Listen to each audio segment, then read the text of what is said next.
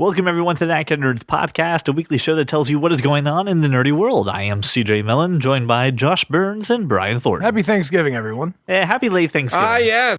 The giving of thanks was had. Hope everyone had a good holiday. I know it was a lot of fun in That Kind of Nerd family. At least we got to say hi to each other. We did say hi to each the other. text messages.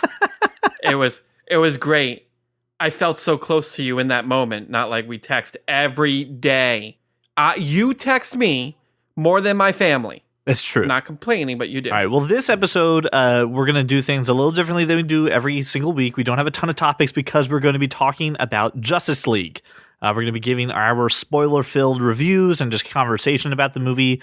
So if you haven't seen it, skip ahead. We do have some other topics, but most of this podcast is going to be talking about this movie. So just heads up, spoiler warning, you have been warned. So hang on before you start introing and being all moderate-y the way you are. Here's how we're going to do this. You guys go first. I'm just going to sit back. And then I will go. And then I would like to start with the person who saw it, the person who saw it last. So this way it's fresher in their minds, and I believe that is Joshua Burns. Yeah, as I sit here at my desk with my long sleeve Justice League tee from Loot Crate DX that I received today. I can honestly say this movie was a giant piece of garbage. It was just the biggest piece of shit ever. It was god awful. It was really bad. It was awful. That's just the hot take, right? No, I'm done. That's it. That's all your thoughts in general. I'm done. I was severely disappointed by this movie, which is not uncommon. Listen, I set the bar low, and all DC had to do was just give me a story that, after you think about it for more than 15 minutes, makes sense and can actually tell a good story. And they almost got there. They were so damn close, but they didn't.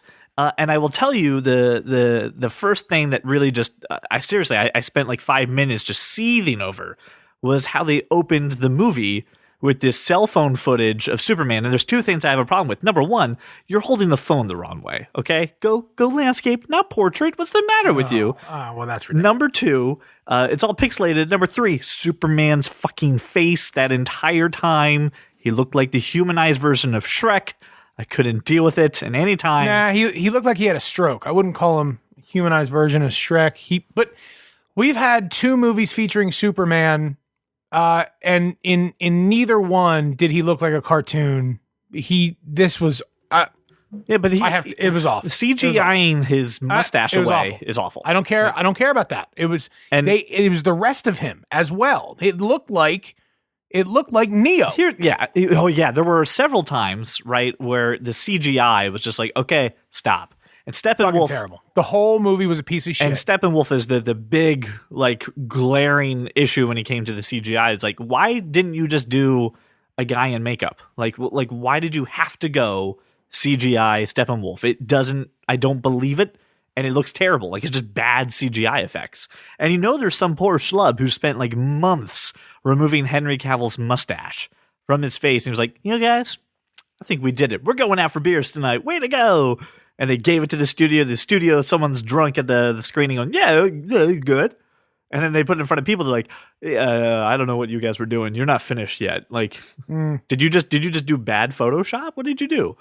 And then I cannot wait to hear what Brian has to say about the Flash. I'm going to save all my Flash stuff for after Brian to vent about him. I will say one positive thing about this movie. And that is what direction they course adjusted for Superman, the character himself. Last we saw him, he was a murderous person who had the same name as Batman and looked like he was constipated the entire movie. I prefer that version. I at least like the fact that they were like, oh, no one likes what we're doing with Superman. Let's try to fix this just a little. It was just one. It was against. It was just Zod. I mean, everything else was. No. All right. Yeah. But I like the fact that they at least tried to understand that, oh, we've been doing a disservice to Superman. Let's at least attempt to fix it. And I honestly feel you can feel the differences between Snyder and Whedon scenes. Pretty, not harshly, but it becomes apparent when that is a Wheaton scene that he has done by himself versus some of the Snyderisms. So it's Garbage. It's a little rough. I would still put Suicide Squad as a worse movie than this movie. Nope, not even close. I mean, Suicide Squad was leaps and bounds better. This was a giant piece of shit. Every character was a giant piece of shit. Here's the other question I have. The janitor's wife... Ezra Miller was my favorite part of the thing, and he was a giant piece of shit. Like, everything was shit. That's the thing. Everyone I'm listening to is like, Ezra Miller, obviously the standout person of this. Standout performance, and the movie was shit. It's like, it's really easy to look really good when you're amongst turds. Brian, can you go so we can wrap this piece of shit up? No, we need to talk. This movie for months. Nope. This is built up for months, and I refuse to let this go to a 5-minute conversation. Oh, is it my turn now? All in all, this movie was better than BVS, the theatrical version. Yes. Better than Suicide Squad. And that's not saying Right. much. I was extremely disappointed in this movie for a lot of reasons. But let me start with some of the things that I liked. There were credits. No, I mean, there were some things I liked. I was joking. I liked the opening scene with Wonder Woman in the bank or whatever they were trying to blow up. That scene was great. I don't Go ahead. Don't butt me. I liked Aquaman, just in general. In my opinion, he was the standout in that movie. I did like the direction they took Superman in. He feels more like Superman. And that's about it. This movie was an extremely weak story with weak character development, with a weak villain, and shitty CGI. Not just Superman's upper lip, but there was a lot of moments where I was like, I get better CGI or better graphics out of my PlayStation than I do out of this movie. Mm-hmm. And here is, before I go into all of my many issues with how they handled the Flash, here is my main problem with this movie.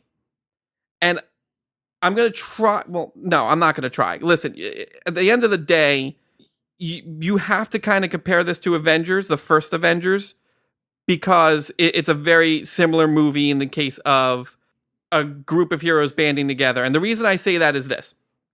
When you watch Avengers, everything makes sense as far as why these people have to come together. Everybody plays a role, and it's a very important role. Otherwise, they wouldn't have been able to stop it by themselves. They needed to get together to stop the threat.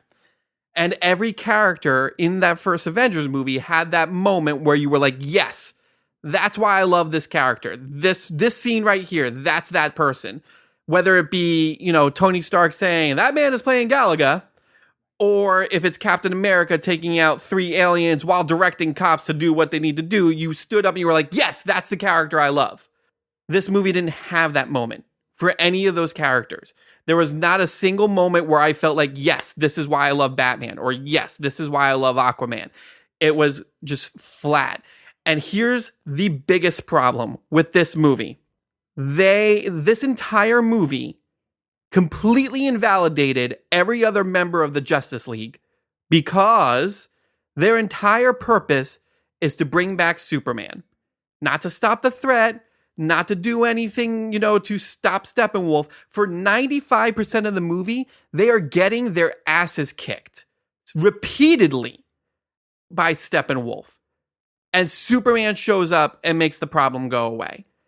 That is not the Justice League. To me, it pretty much made all 6 of those characters worthless in this movie universe. There is no reason these people needed to band together if Superman could have just stopped it to begin with. And they spend most of the movie trying to figure out a way to bring Superman back so that they can stop Steppenwolf. I have a huge problem with that because you're talking about the biggest characters in comic book history. Bigger than Spider-Man, bigger than Iron Man, bigger than Captain America. You've got Wonder Woman, Superman, Batman, who by themselves are extremely captivating and, just extremely popular heroes who, in their own rights, have all their own different skills, all their own different things that they bring to the table. And when, something is too big for any one of them to handle, that's when the Justice League needs to come. It was completely ruined because all we needed to do was bring Superman back and Superman saves the day. That pissed me off beyond belief. And there were other moments that just felt insulting to viewers. Like when they asked Superman, what was it like, being on the other side? What was it like dying? It was itchy. What? Like, okay, fuck me then. I get it. Or when Lois is like, oh, you smell good. Oh, did I not smell good before? Why is this? Yeah, who's the asshole in that situation? Her for saying he smells good, or for him for? I don't know. Is there an Old Spice commercial in here I'm not aware of? Like, what are you doing? Yeah. Or now here's the thing: when you talked about Wonder Woman's first scene, right? And someone said, what are you? She goes, I'm a believer. I'm like, in what? Like, what do you believe in? Like, I'm not clear. Or I'm not saying the dialogue in that scene. Yeah, no, I know, but the scene itself was awesome. With her stopping the bomb, her deflecting all the bullets from the crowd, that was a great scene. You can't take that away from me. And no, you're absolutely right. And the setups to these, man, I was really okay with DC going ahead and doing a Justice League movie and then going into these individual movies. I don't need them to follow the Marvel formula because they can be their own thing. But like they dropped the ball so much on who these people are. Like I still have no idea how the hell Cyborg really came into being and what his interaction with the Mother Box was. Not a clue. I don't know why. I don't know why that happens. Aquaman shows up down in Atlantis. They're like, oh my God, you're real. You're here. Oh my gosh, you're in Atlantis. You've never been to Atlantis. All right, you guys got some armor? My man. And that's it. Like, okay, are we just... he's got no motivation to go and stop Steppenwolf, besides the fact that Amber Heard told him. Are we just going to leave this here? And then here's the thing, Batman is a really awesome character, just like Brian said, right? He is an extremely engaging, smart, powerful, cunning dude. And who in the last movie, by the way, I'm not even going off of comic book logic, in the last movie nearly killed Superman by himself. Guy is smart, but right? He can't figure out a way to stop Steppenwolf. This is my looks problem. Utterly this movie, useless and powerless. Like it's so. This movie is disjointed in its own universe. Here's my other problem. At the end of BVS, we specifically see dirt rising from the grave of Superman, signifying that he's not dead. But halfway through this movie, he's like, oh, he's dead. They have to actually supercharge him with a Mother Box to bring him back. That makes no sense based on what you just showed me at the end of BVS. And yeah. No, dude, I hear you. And the other thing is, they made a very big point of, which actually I enjoyed the scene of the argument between Wonder Woman and Bruce Wayne, where they're arguing about bringing Superman back from the grave. And he brings up Steve Trevor and she like flips out and he says, you disappeared for 100 years. Yet Wonder Woman 2 takes place in the 80s. So I don't know how that's supposed to work either. Well, you can just retcon it at that point. But you shouldn't. I know. Like, you're writing a film knowing that you're going to have a sequel to Wonder Woman, knowing that's going to take place in the 80s. No, you can't let Flashpoint be the reset off for this. Oh, please, God, shit. let there be a Flashpoint. just write a good story. Like, and just little things like that annoyed me. And people are trying to come in and defend this movie, saying that the studio came in when Zack Snyder left and they really, controlled the process. I'm like, no, I'm sorry. The studio may obviously have gone, hey guys, we got to course correct after BVS. Wonder Woman was so good. Let's try to do a little course correction. But that's what Joss Whedon did. You gave him to Joss Whedon. Joss Whedon, though, had a full made movie and said, let's fix the third act, guys. Let's. There was no moment where, and if you wanted to really course correct, you needed to have this moment where either Wonder Woman or Batman, probably Wonder Woman, had to rally the troops and band them together and give them some sort of inspiration to do what they were doing. And there was not that moment. Batman is just being all guilt-ridden emo, readying himself to sacrifice himself for, what he thinks is the greater good, which in his mind, the greater good is not stopping Steppenwolf, but bringing Superman back. Do you know the biggest villain, though? I mean, go back a bit, right? You just kind of go to a high level, and you want to know what the biggest villain is? Stairs and squeaky shoes, because apparently the Flash can't fucking run. He can't run. The guy trips on everything. Listen, tripping gag, funny once. Shipping gag, all right, funny twice. Third time you do it, okay, now you're really just fucking with me. Like, you really just want me to throw popcorn at somebody in the theater. they made him And so stupid. useless, And dumb. just useless. Like in every scene, he doesn't do anything. He pushed Wonder Woman's sword closer to her. Great. She was literally like an inch away from grabbing it.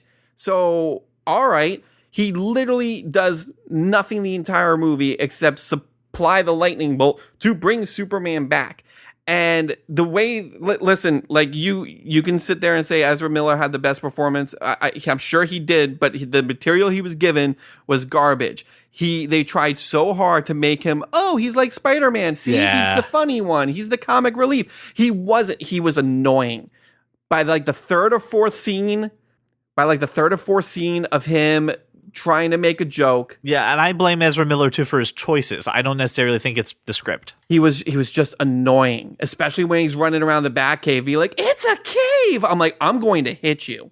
Like, I've never wanted to hit the Flash before. The Flash is my favorite DC character over Batman, and I love Batman. Yep. But they completely did him a huge disservice and injustice. You could have had comic relief in there and not have him be a child and have it be handled correctly. I mean, there's plenty of other characters that could have supplied comic relief.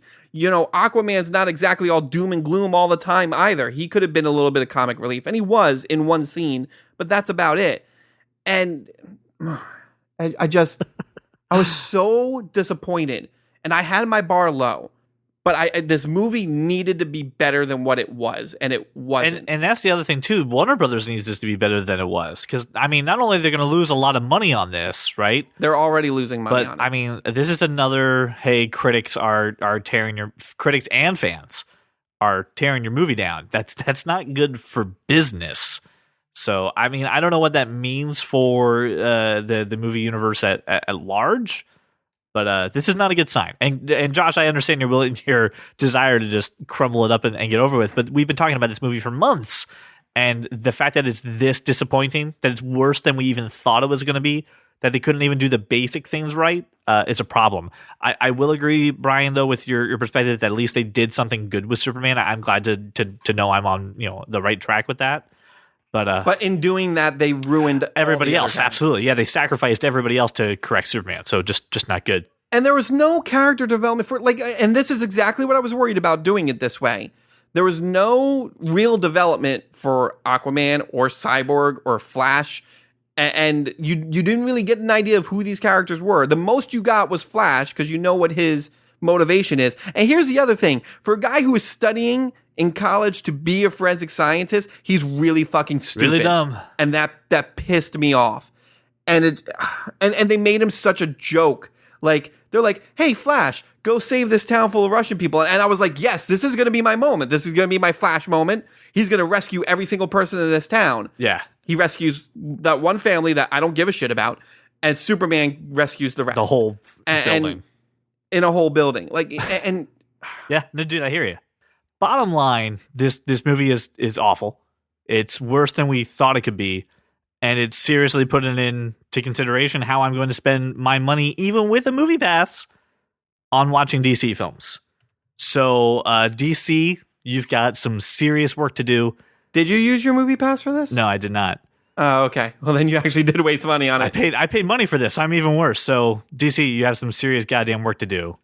Fix it, because you're losing fans, and that's just not good. And you're hurting your characters. So welcome back if you skipped the Justice League conversation. Bottom line, we all hated it. I will say this before we move on. My brother and my father both liked it. So if they want to defend it, please Good luck. call or write. But we're not going to leave you with just negativity. We want to embrace the fact that it is around the Thanksgiving time, and we would talk about what we are thankful for this year. So I proposed a topic that we talk about the 5 nerdy things in this year that we are thankful for. It sounds like we're bending the rules a little bit, which is always a little fun. So, Josh, I'd love to hear, what are the 5 nerdy things you are thankful for this year? Why do you think I'm bending the rules? Oh, I know you're bending the rules. I'm not. You're going to lawyer me at the end of this. Be like, well, it's subcategories. I'm not. I am the 5 nerdy things I'm thankful for. Nerdy thing number 1 is new Apple hardware. So that includes AirPods, new Apple TV, and iPhone 10. New Apple hardware is thing number 1. That is good. Yeah, yep. That's 3 things in one, but okay. No. That is It's one. new. That is It's one. new Apple hardware. That is correct. That is within the Okay. rules. I'm thankful for all Marvel movies. That's like 16 sub bullets. Thing number 2 is portrait mode. I am thankful for portrait mode. Thing number 3 is CarPlay. Couldn't live without it at this point. Thing number Noticing a 4 theme. is, huh? Said I'm noticing a theme here. Yeah, I'm done with Apple now. Okay. Thing number 4 is fidget gadgets, all of them. And thing number 5 is nerdy entertainment. So I have the Marvel Cinematic Universe, Marvel Netflix, and Flash on CW, and that is all. All right, that last one was a little bit of a loophole. Just a little bit. Why? I'm just saying it was a little bit of a loophole. I Can't appreciate it. separate Marvel movies, Marvel Netflix. Yep. Okay, Yep. I'm equally enamored by both. Yes. And I cannot speak about those things without saying also Flash on CW. Yes. But Flash on CW. Right. Nothing else. Nay, DC. All right, for me, I did bend the rules a little bit too, but I'll explain why at the end. So my number 1, I am thankful for Spider-Man: Homecoming, because God knows we needed Spidey in that universe. We needed them in. Did I steal your bit here, Brian? Both of you stole one of mine. Just keep I'm going. thankful for Spider-Man: Homecoming because we needed Spider-Man in the Marvel universe. We needed him to be part of this journey. We got a great dose of him in Civil War, but gosh, what they did for this movie was fantastic. And let's face it, Michael Keaton was freaking terrifying, and all the guy did was answer a door. Like, that's scary. So that is definitely up on my list. The next one is another movie, is Baby Driver. Man, what a great use of soundtrack to music to car chasing. Just Edgar Wright at his finest. He's been working on the movie for years, and man, does it show. The cast is great. It's a movie I paid for to download digitally so I could watch it anywhere. I'm cheap. I don't buy movies. I stream them when they're on Netflix and stuff. I paid money for this movie, and it's worth every damn cent. It is utterly fantastic. The other one, this is a little selfish. My number 3 choice is my new MacBook Pro. Because guys, it's made delivering this show to you so much easier and faster, and just a great way for me to get the work done on the show. So if it wasn't for this little engine that could, I wouldn't be able to deliver you this podcast every week. So it's definitely on the list. My number 4 is my Movie Pass. Man, just taking advantage of this thing has saved me not only so much money, but it's just given me a much more free experience when it goes to seeing the movies. I don't have to feel pressured to really weigh the pros and cons and Rotten Tomatoes scores. I can just go see any movie I want because it's not free drinks, free food. No. Again, I have taken all your criticism and I am starting to, purchase things at the concession stands. And you have a free experience. That's true. But I have to think Movie Pass is fantastic. Now, if you're one of those people still waiting for Movie Pass, you probably hate it. So, once you're on the other side of the fence, the grass is very green. Come on down. The next one, the last one, number 5, is going to get me in trouble with all the Android fans. It's going to get me a huge I told you so. And the answer to that is, yep, you're right, and we owe you a huge apology, and that's wireless charging.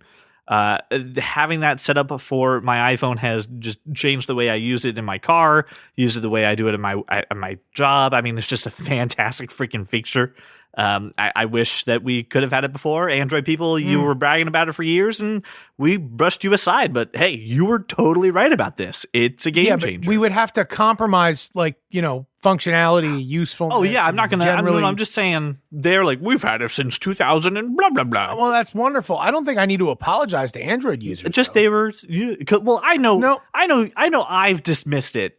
When people bring it up, going, "Oh, it's a feature." Come on, man! You still got to put a little cable in the wall. It's really not wireless, and just dismissing. I actually don't use it all that much. I do, because it's just when I'm charging my phone, I need it to charge, and if I pick it up off the thing, it's no longer charging. So it's. I use it a lot. It's fantastic. Yeah, all right. Pretty good. I mean, but don't tell me I need to apologize. I didn't say to you Android did. people. Did I say you said, Josh Burns? You said we. You said we. You did say we, which includes both of us.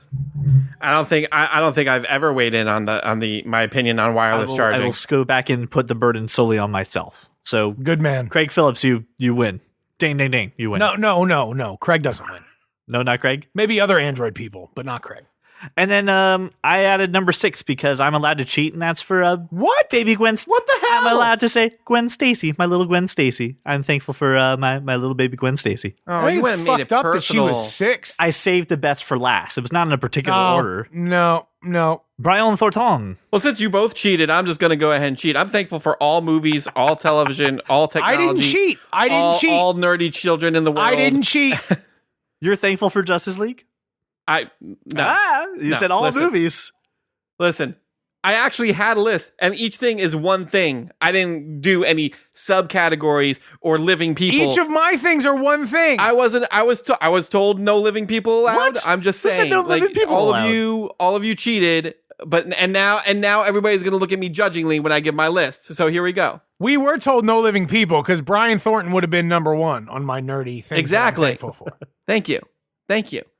All right, Brian. Anyway, what are you thankful I guess I'll give my list, and everybody can judge me. I'll start with the 2 that, because this is in no particular order, and both of you picked one of mine. I am too also thankful for Spider-Man: Homecoming for all the reasons that CJ said, and more because I'm a bigger Spider-Man fan.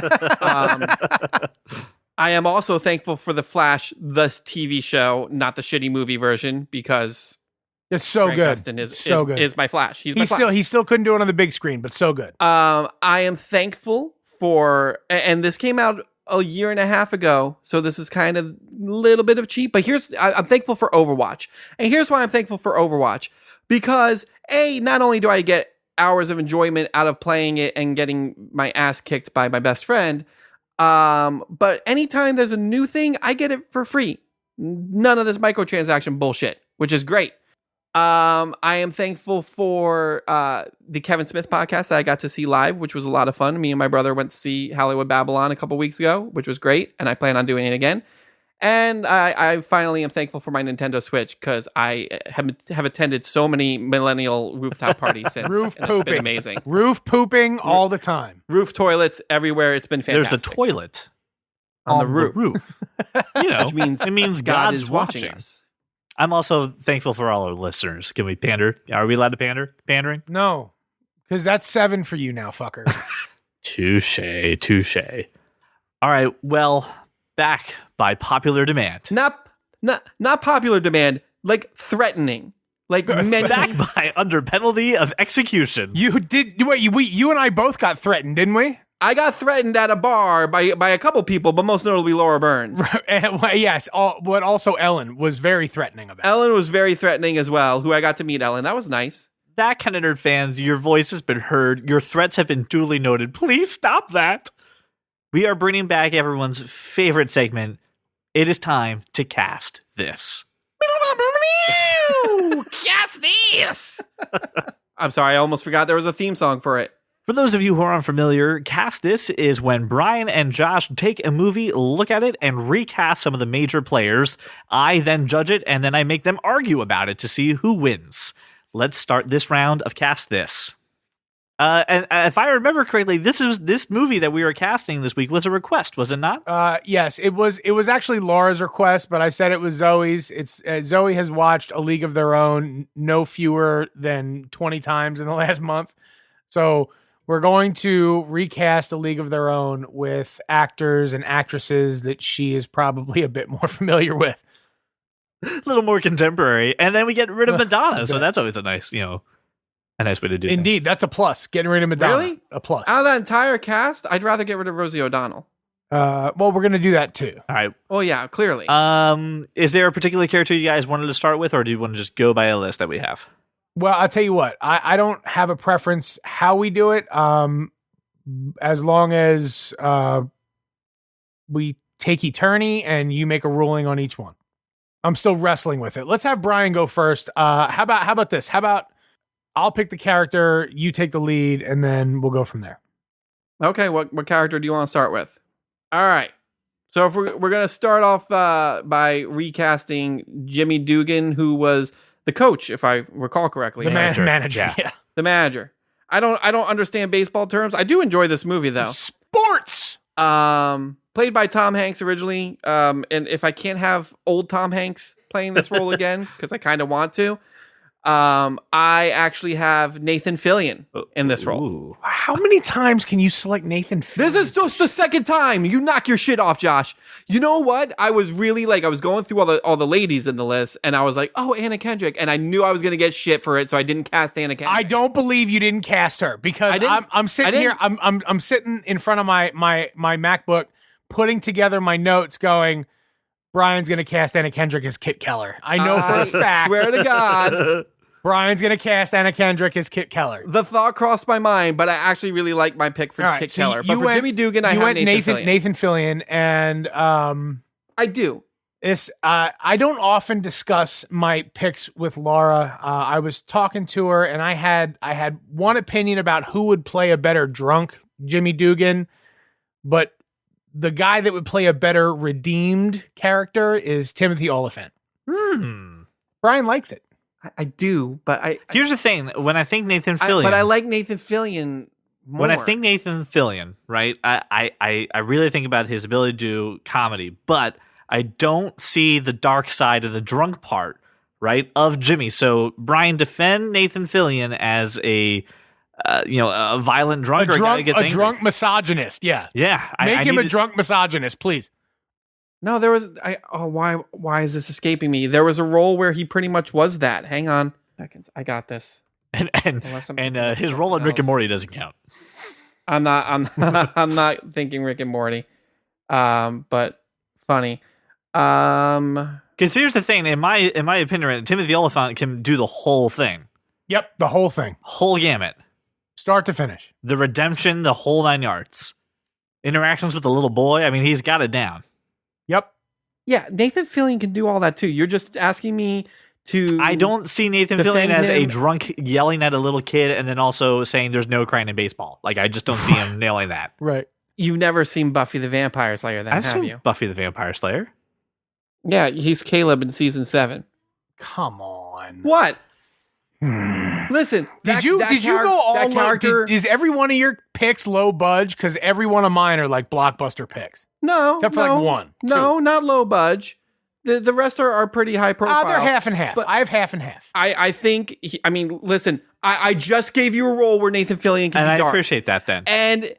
And you mix that with kind of the asshole douchebag misogynist that he is in Dr. Horrible as Captain Hammer. I think he can do it.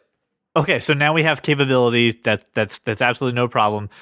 Josh, I'd love to hear though your example as to why Olyphant was the number one pick instead of going with your other. I went with him because essentially every character he plays has some darkness. Like there's very few roles he plays where he's just all good, right? So whether it's Seth Bullock in Deadwood or whether it's the character he played so many seasons in Justified that was fantastic, to all the movies we've seen him in, whether he's a scumbag porn peddler in The Girl Next Door or he's done it all. Like I don't see any way we can find a better fit based on those criteria. Yes. Listen, this is not a good sign for Brian, but I'm going to give round 1 to Josh. Timothy Olyphant for the win. That's fine. It's fine. We are going to move on to the scout, Ernie Capodino, who was played by John Lovitz, and I wrestled with it. Brian?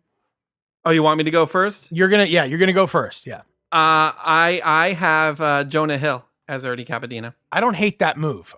My problem. No, I think that's pretty good. Why I wrestled with it so much is that I had a problem finding an older guy who could like play the disheveled sort of traveler and be funny and also mean at the same time. And I went with John C. McGinley. Oh, okay. I love him in general. I do too. Right. Just as a human being. Yes. Right. So like I was thinking who can be mean and funny and not really divorce the two. And he came up. Like he was the first, like the second guy I thought about because the first guy wasn't funny. He was just mean. So you're right. So both of your choices here are known for these kinds of roles. So I'd like to hear from each of you just a rebuttal to the other pick, starting with Brian. Why is John C. McGinley the wrong pick? Oh, you want me to tell you why he's the wrong pick? Why is John C. McGinley the wrong pick? Why are you changing the game on me? This is good. I like this. Not asking you to defend Jonah Hill. Tell me why John C. McGinley is wrong. Jonah Hill. You're asking me to tear down the opposition. Yes. I mean, I see the point, but here's my worry about putting John C. McGinley in that kind of role. He's just going to be Dr. Cox with baseball. That's exactly what I want. I don't think that's what you need, though. I mean, Dr. Cox, for all of his, all of his sports references and pep talks. No, it has nothing to do with the references or anything. But I mean, him as Dr. Cox, you still get this. I don't know how to explain it, but like everything he does, no matter how mean it is, it's to teach JD something, and you see that in his performance. If I just have Dr. Cox, I don't think you can divorce the mean. I think the mean is going to come off as like a learning opportunity, and that's not what I want. So you're not getting intensely mean. You're just getting mean with maybe a purpose behind it. Right. Is that your summary? Where I think Jonah Hill can be mean for just being mean.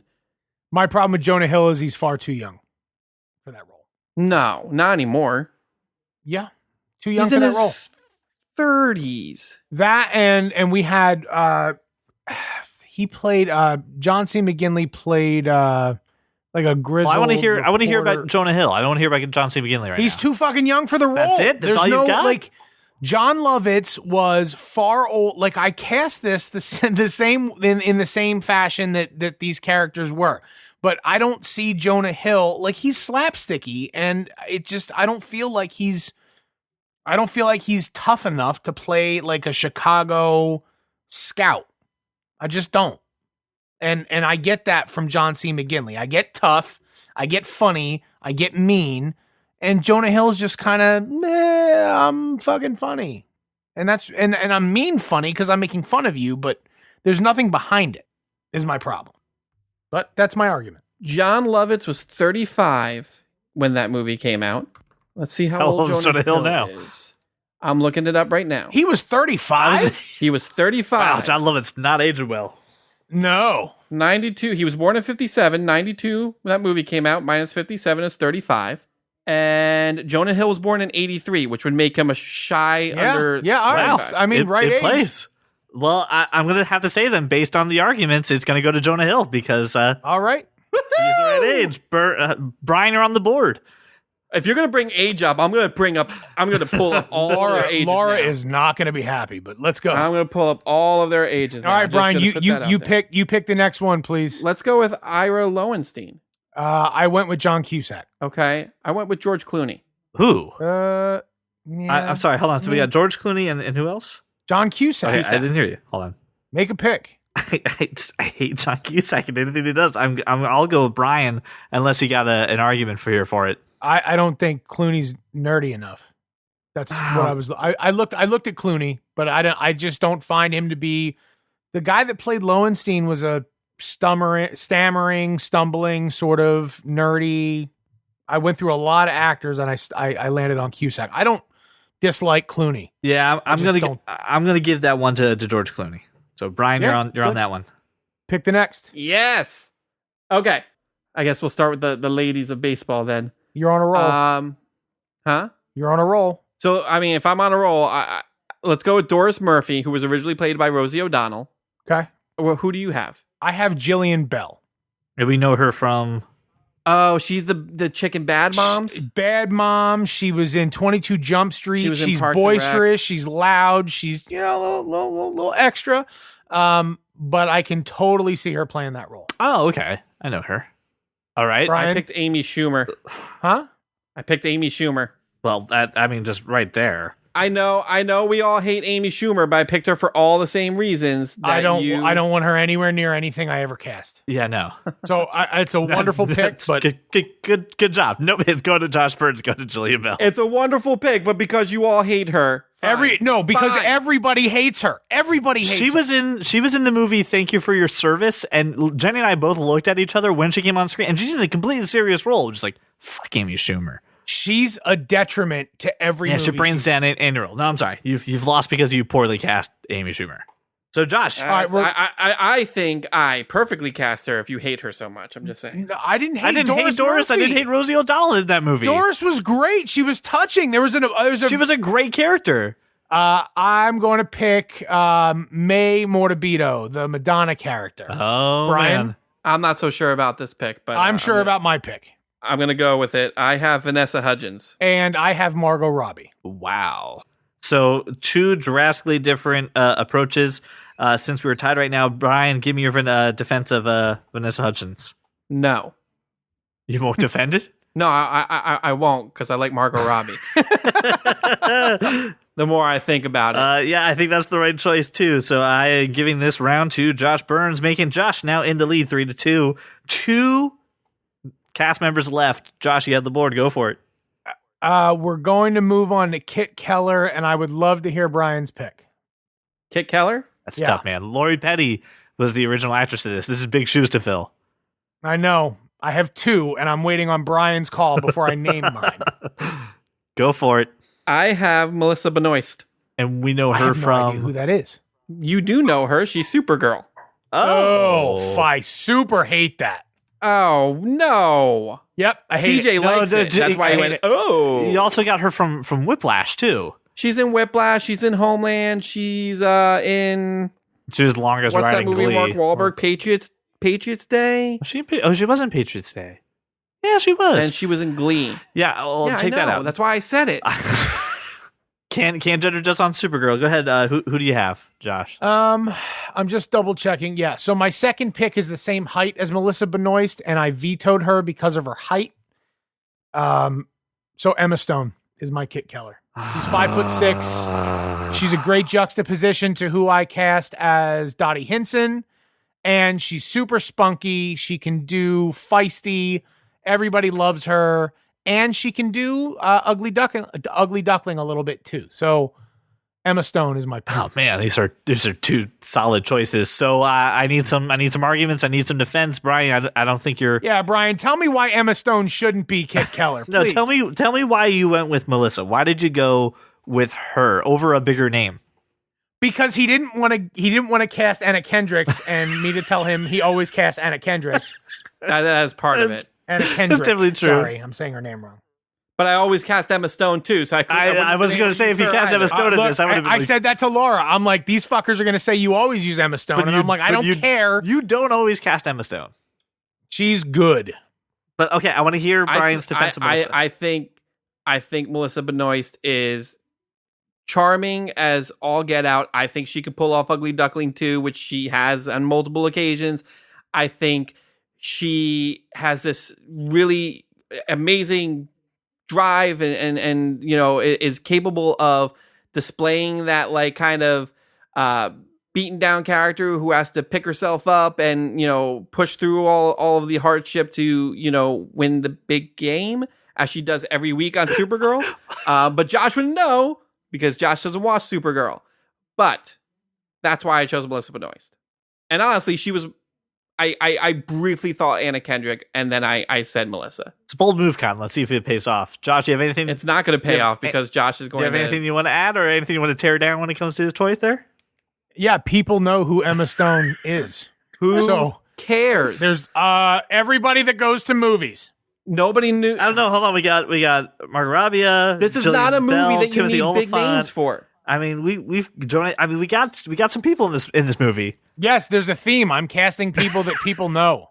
You never want to give the little guy a chance, which is what this whole movie is about, which kind of pisses me off, Josh. Ooh. That's gonna put a point in his direction, Burns. I need to hear something as to why he's the wrong choice, besides just brand recognition. It's fucking Emma Stone. She's gorgeous. She's spunky. She's feisty.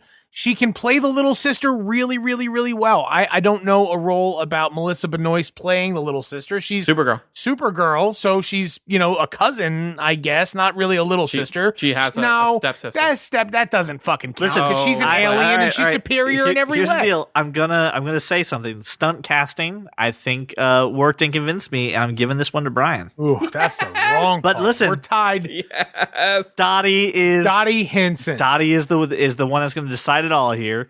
I am gonna lose. This was originally Gina Davis, so again, another big shoes to fill. So we're doing Dottie now. You We're said doing Dottie. Dottie. Okay, so And I want Josh to go first on this one. Blake Lively. Blake Lively. Lively. Yep. That's my Dottie Hinson. She's 5'10". No, it's perfect. It's great. She's gorgeous. She's everything. Yep. She's confident. To be a great leader. Yep. Oh man, Brian, you're gonna have to pull something out of your hat for this one. No, I'm good with Blake Lively. And Brian submits, making this another victory for Joshua Burns, ladies and gentlemen. It's again, I'll go back to a few episodes ago where I said, unless I crush him, it's not a victory. So Count it, man. It was good.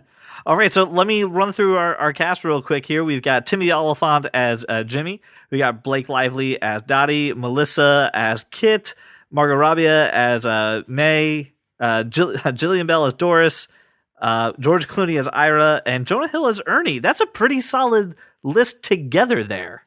that's a great cast. It's a good cast. That is, you know what? This is one of our best cast lists, in my opinion. Send it out. Send it to the Get studios. it to the studios. Let's reboot A League of Their Own, and then we'll picket it and protest it because you rebooted A League of Their Own. But we'll be happy that you use our cast.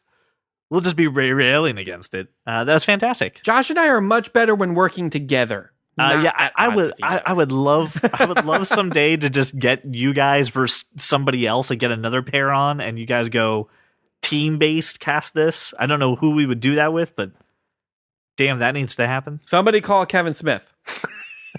Kevin Smith. Problem is, he actually has the power to cast a movie. He would just sit there and We- go, "Oh, you'll never get that. You'll never get her." Yeah, she'll Yeah, never no, work. yeah, no. I know. But as long as we're dreaming, Hey, well, listen, thank you so much for listening to this episode. Thank you for just being, again, amazing fans. We're always thankful that you guys are willing to make us your walk around your neighborhood or your drive to work. Anytime you have an idea for a cast this, just go ahead and, oh, man. Yeah, CJ. I really thought I got through the whole thing. Perhaps the fans would be thankful for Bane. I'm hoping Bane saw Justice League. Bane did see Justice League, Joshua. What did Bane think of Justice I League? actually enjoyed it very much. I loved how terribly they handled the bat. I did not need to break him, for he broke everyone's spirit in the theater.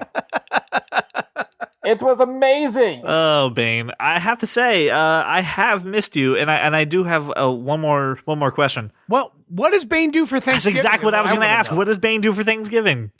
Yes. We went to the League of Shadows. The Ra's al Ghul had a wonderful spread out this Thanksgiving. But all I did was I broke bats in the corner. It was quite entertaining as the fire rose from the oven cooking the turkey. So instead of a wishbone, you break bats. That's how that works? Yes, I always get my wish, CJ. For my wish is to always break more bats. Oh, Bane.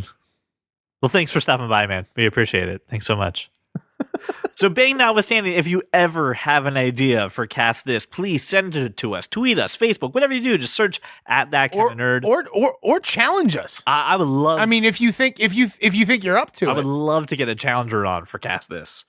You want to put it out there? You just want to say calling all challengers? yeah. I mean, if you think you can do a better job than Brian and I can, then I mean, you can name the movie or show, and we need, I'd say, no more than a few days' notice, right? If you get it into us by a Tuesday, you can record a voice memo, send it in. We won't listen to it. We'll let CJ play it live. And we'll have our picks. And I don't know. Maybe I'll get someone else to judge, so maybe you'll be happy that I'm not judging. I don't know. We'll figure something out. But yeah, Why would you not judge? You sit in judgment of all of us constantly. that's very true. As always, thank you so much then for making us your walk around your neighborhood or your drive to work, and we will see you all next week. If you love comics and sci-fi and technology, television, video games, and fantasy, well, take a listen to our show, I'm sure you'll see there's many points where we can agree. Like that Martha as a plot point was just too absurd, and Apple versus Android is a case to be heard, and that Josh Trank's new Fantastic Four was a turd. Well, welcome to the club, 'cause you are that kind of nerd.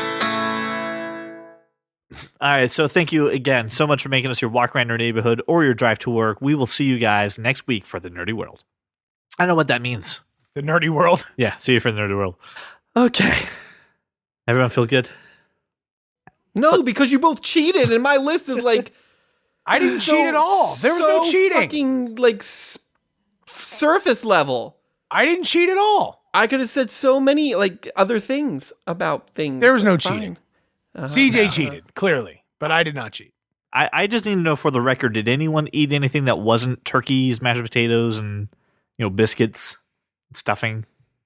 I had Nobody cannolis for dessert. Tofurkey or any of that BS? No, Why man. would no? Did anyone nobody's- call? no. Did Why would anyone call the Butterball turkey hotline? Just No. President Bartlett. Just He was Bartlett. the only- Okay. He was the only one. I was just curious about the stuffing. Do you have to cook it inside the turkey or outside the turkey? Is this a West Wing thing?